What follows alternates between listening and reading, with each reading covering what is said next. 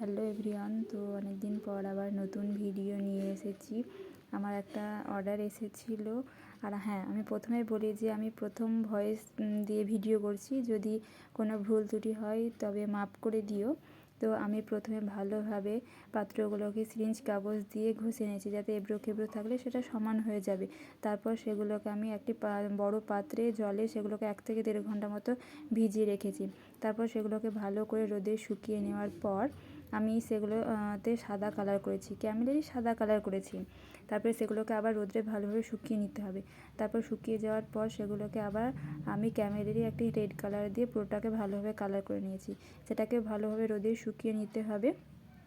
শুকিয়ে নেওয়ার পর সেগুলোতে আমি ফেব্রিক কালার দিয়ে ডিজাইন করেছি। আর কাস্টমার আমাকে বলেছিল যে সিম্পলের মধ্যেই ডিজাইন নেবে, তো আমি সেই সিম্পলের মধ্যেই ডিজাইন করেছি বাটিগুলোতে। আর কাস্টমার যা বলবে আমাকে সেটা তো করতে হবে, কাস্টমারের অনুযায়ী কথা মতো আমাদের মধ্যেই ডিজাইন নেব। তো আমি সেরকমই করেছি। আর গ্লাসটাতে আমি সেরকম করেছি, আর থালাটাতে ওই সিম্পলের মধ্যেই কিছু করেছি। তো এই সিম্পলের কাস্টমারের ডিমান্ড তো আমাকে রাখতেই হবে। তো পুরো ভিডিওটা দেখে কেমন হয়েছে জানিও, আর অবশ্যই কমেন্টে বলে গিয়েও কেমন হয়েছে। চলো টাটা, বাই, দেখা হচ্ছে নেক্সট ভিডিওতে।